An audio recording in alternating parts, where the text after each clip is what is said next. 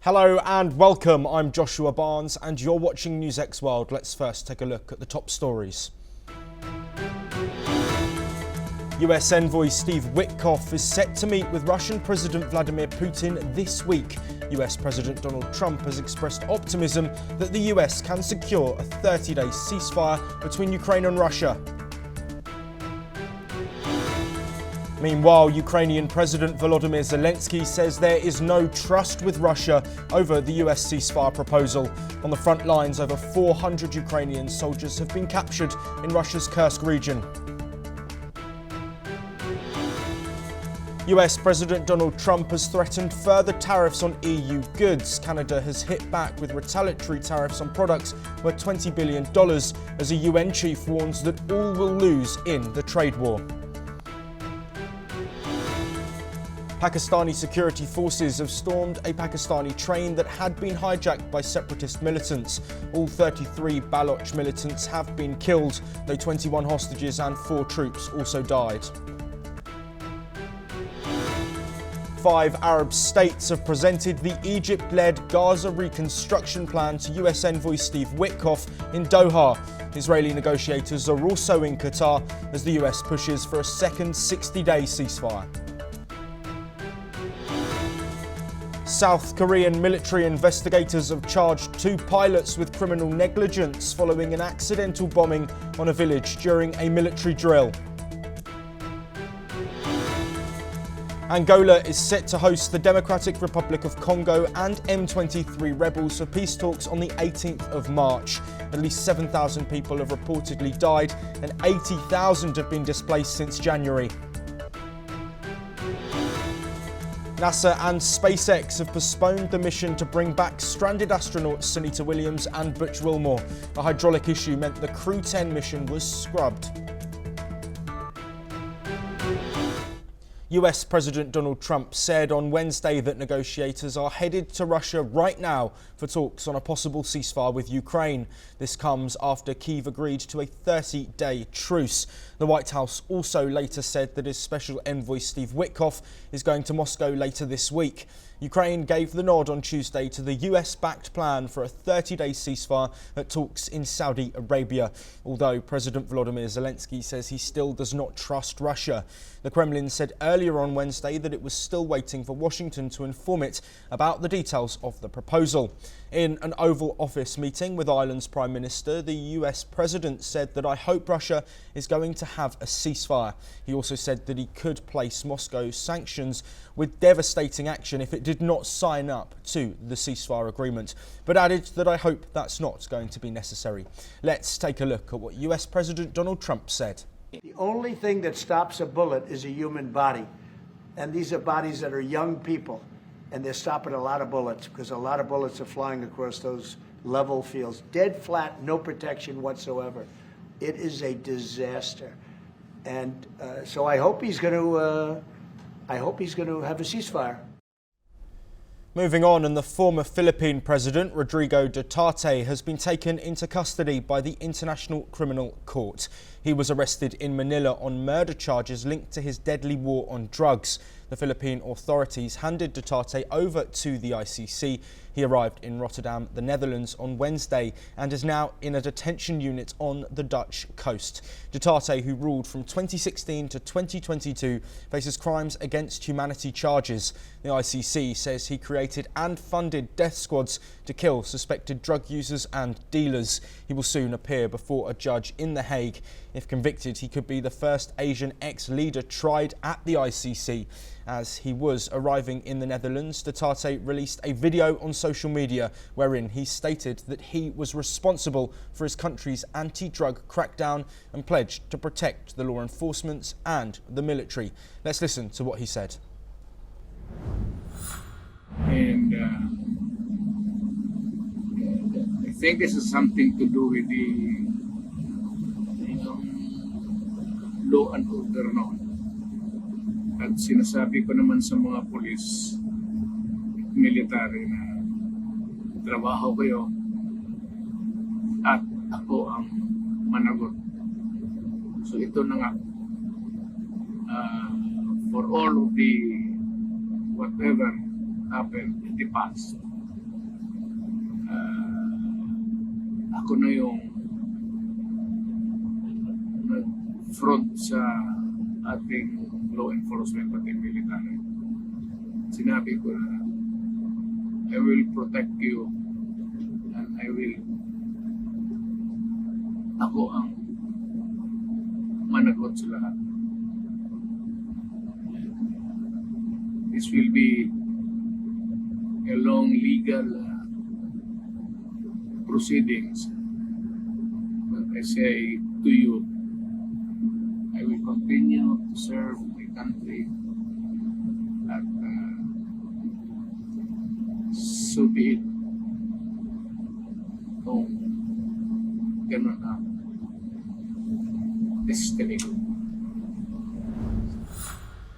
Ukrainian troops are reportedly losing ground in Russia's Kursk region, where they had held territory for over 7 months. Russia's Ministry of Defense announces the capture of 5 villages, with Russian President Vladimir Putin praising recent progress and expressing confidence in fully liberating the Kursk region. Ukrainian forces, as confirmed by Commander-in-Chief Alexander Syrsky, seem to be withdrawing to more defensible positions to minimise casualties. Fighting continues near Sudza, where the US urges an unconditional 30-day ceasefire, a proposal Russia is reviewing, though Putin has shown little interest in a temporary truce so far.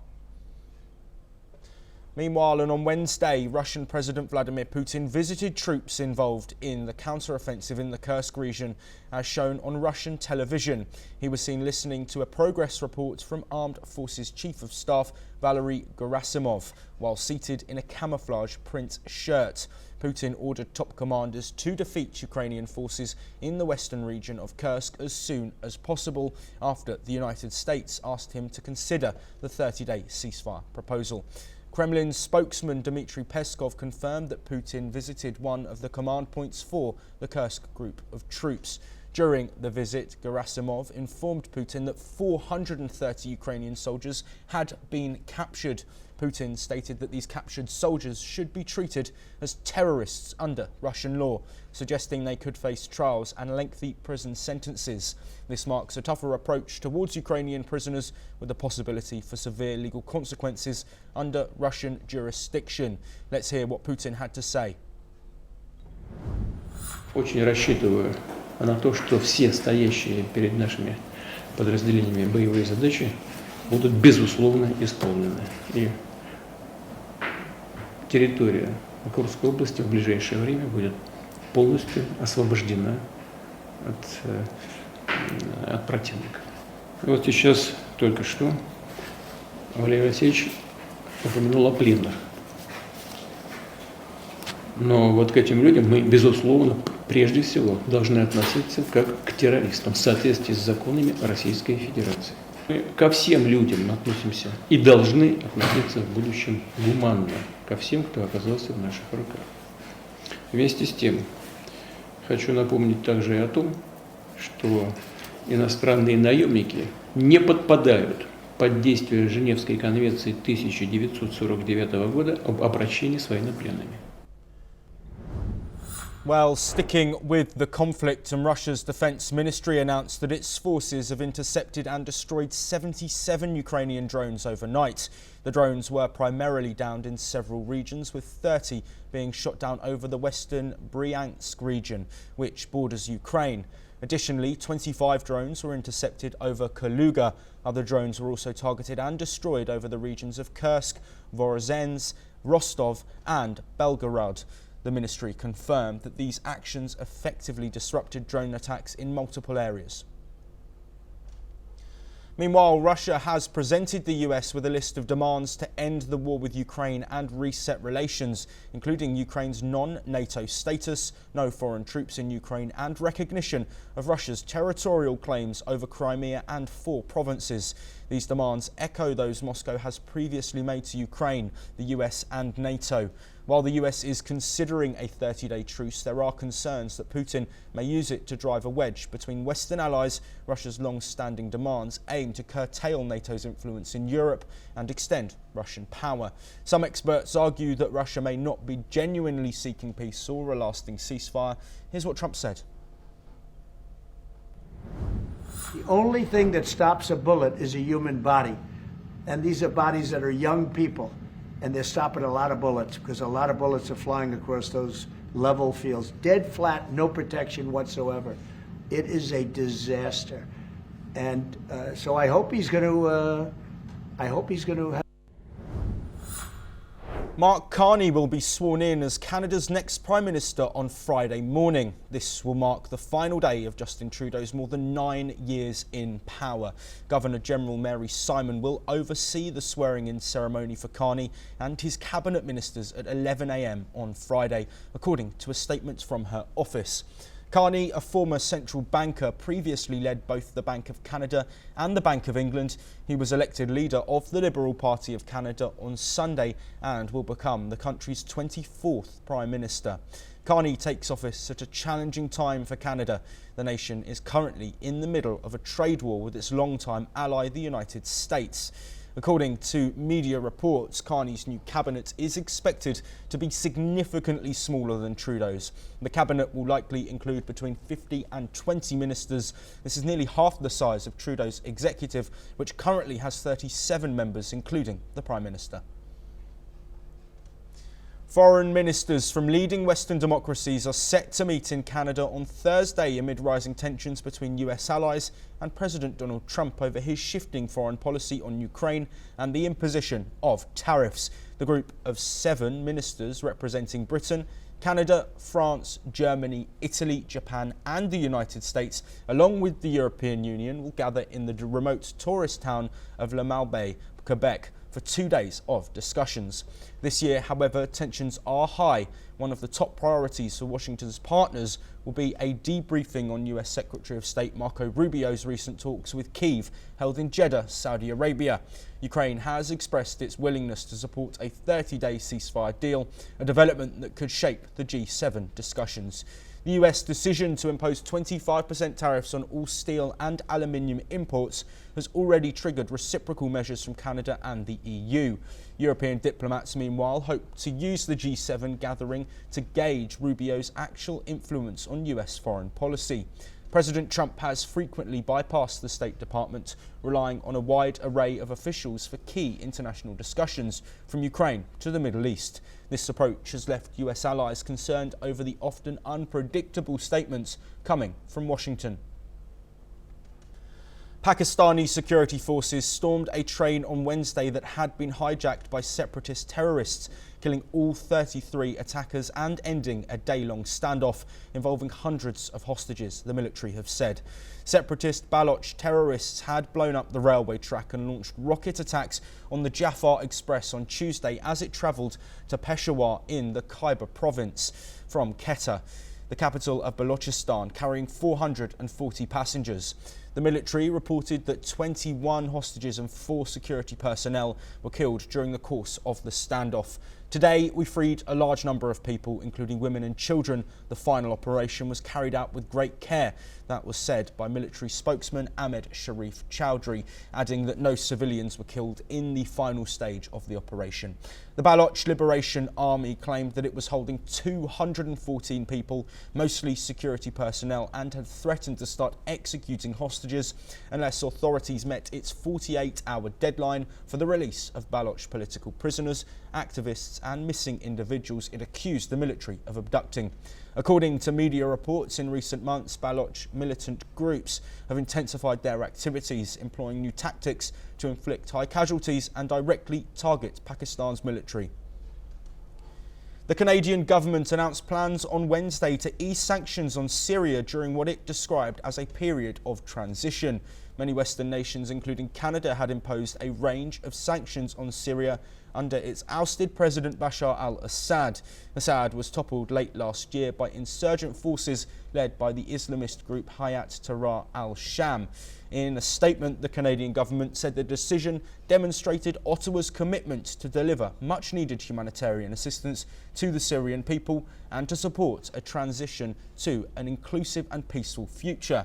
Canada also announced 84 million Canadian dollars in funding for humanitarian aid to Syria. Ottawa also nominated Canada's ambassador to Lebanon, Stephanie McCullum, to serve concurrently as a non-resident ambassador to Syria. Additionally, Canada issued a general permit valid for 6 months, allowing Canadians to carry out financial transactions and services otherwise prohibited under existing sanctions. The easing of sanctions will also permit funds to be sent through certain banks in the country, including Syria's central bank. According to media reports, Syria's new rulers are Islamists who had links to the extremist group Al-Qaeda until their leader Ahmed al-Sharaa cut ties in 2016. Pressure has been growing on Syria's Islamist-led government to investigate reports of civilian killings. The launch of the NASA SpaceX Crew 10 mission, which was meant to bring 2 astronauts back from the International Space Station, has been delayed due to a hydraulic system issue on the ground.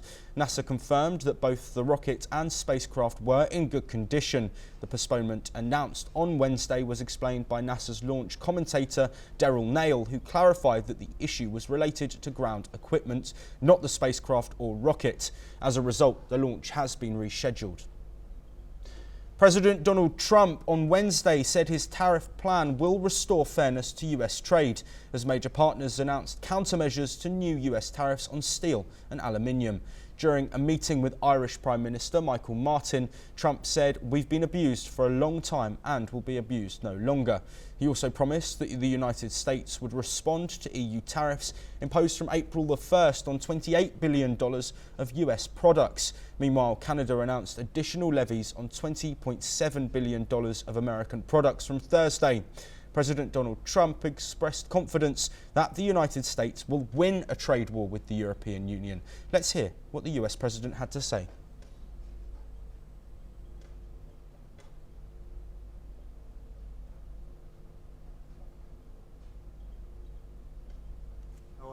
We do have a massive deficit with Ireland, because Ireland was very smart. They took our pharmaceutical companies away from presidents that didn't know what they were doing. And, you know, it's too bad that happened. It's a tremendous job. Look, the Irish are smart. You're smart people.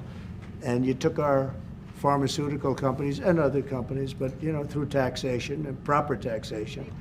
When the pharmaceutical companies started to go to Ireland, I would have said, that's okay if you want to go to Ireland. I think it's great. But if you want to sell anything into the United States, I'm going to put a 200% tariff on you.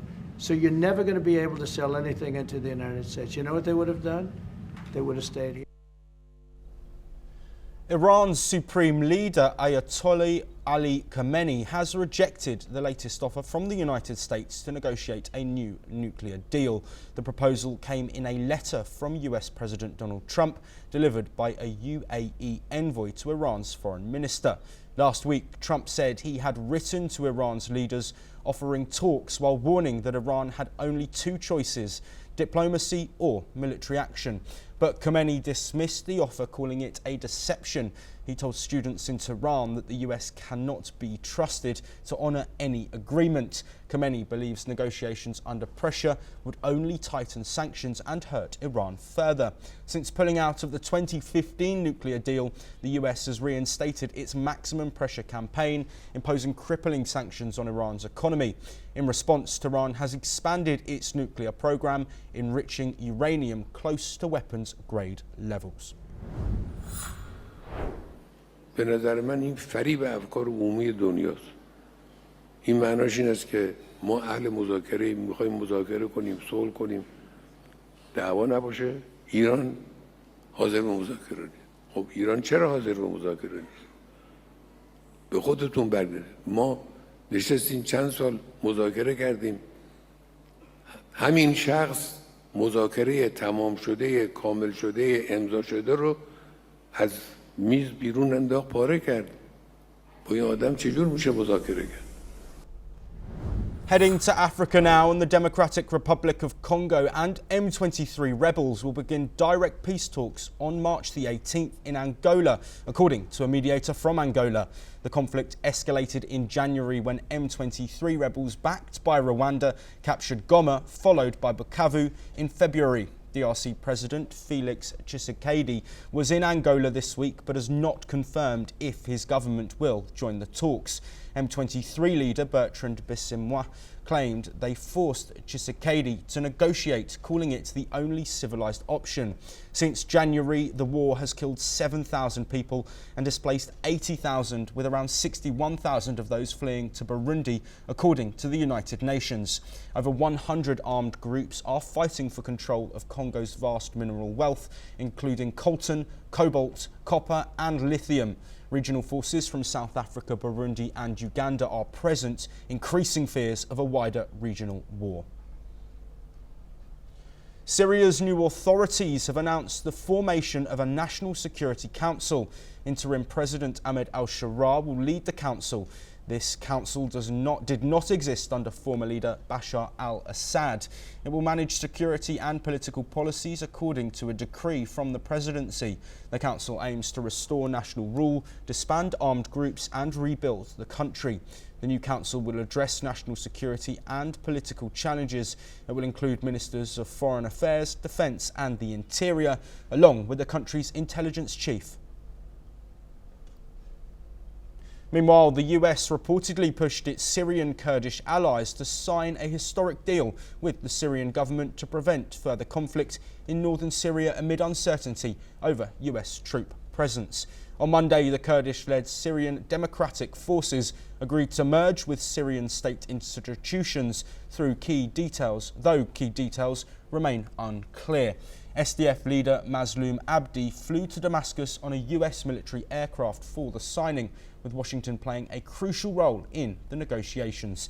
The deal comes as interim President Ahmed al-Sharaa faces sectarian violence and the SDF battle attacks from Turkey-backed groups. Turkey, which views the SDF as linked to the outlawed PKK, has cautiously welcomed the agreement, while Damascus promised to address Turkey's security concerns. With Donald Trump back in office, the Pentagon is considering a US troop withdrawal, though no final decision has been made. Dün varılan mutabakatın eksiksiz uygulanması Suriye'nin güvenliğine ve huzuruna hizmet edecektir. Bunun da kazananı Suriyeli kardeşlerimizin tamamı olacaktır. President Donald Trump says his tariff plans will restore fairness to US trade as major partners announced countermeasures to new US tariffs on steel and aluminium. During a meeting with Irish Prime Minister Michael Martin, Trump said, "We've been abused for a long time and we will be abused no longer." He also promised that United States would respond to EU tariffs imposed from April the 1st on $28 billion of US products. Meanwhile, Canada announced additional levies of $20.7 billion of American products from Thursday. President Donald Trump expressed confidence that the United States will win a trade war with the European Union. Let's hear what the president had to say. I think that the tariffs, there are some cases where they're a little beyond reciprocal because, we've been abused for a long time as a country. We have been abused really for a long time, and we will be abused no longer. If you put more tariffs on the EU, will you respond to their retaliation?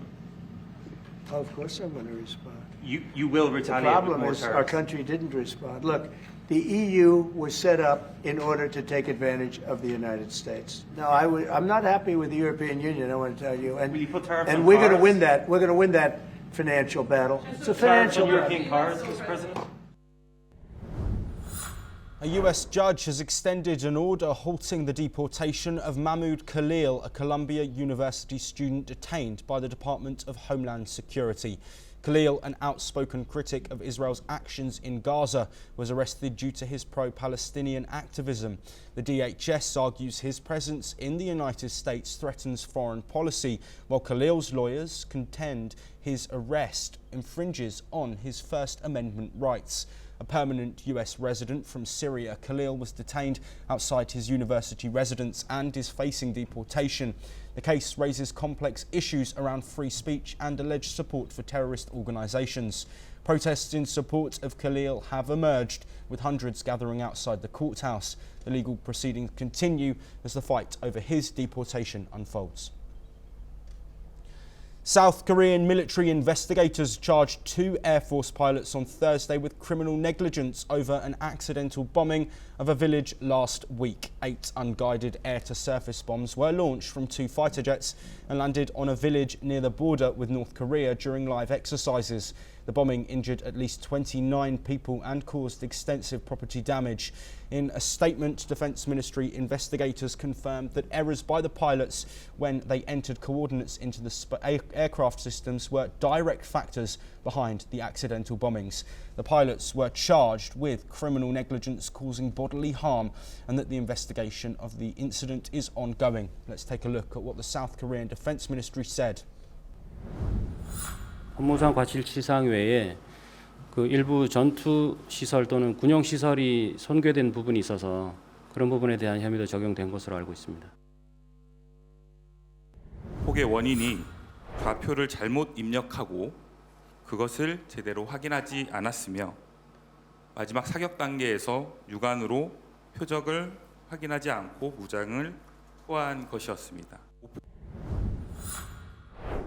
To South America, and a tragic bus crash in Bolivia's western Potosi region on Wednesday resulted in the deaths of at least 13 people, leaving 20 others injured. Local police attributed the cause of the accident to landslides triggered by heavy rainfall in the area.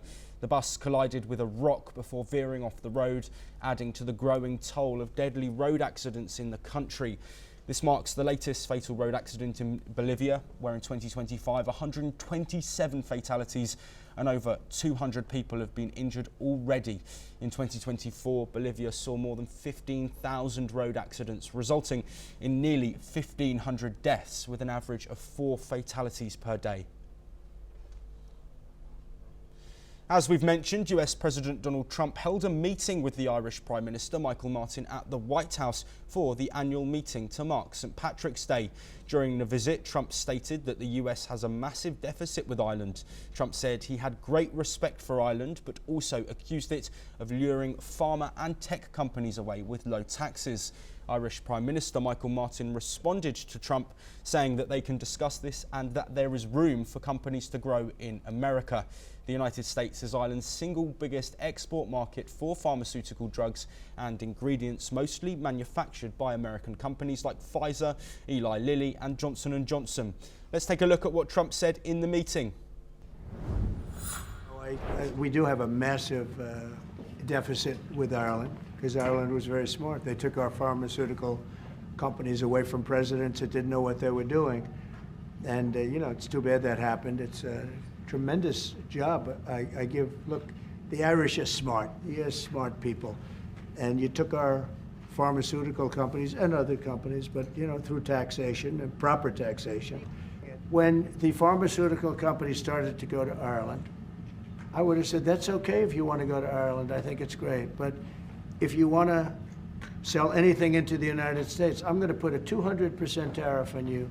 So you're never going to be able to sell anything into the United States. You know what they would have done? They would have. That's all we have time for, but we will continue to bring you all of the latest news from across the world.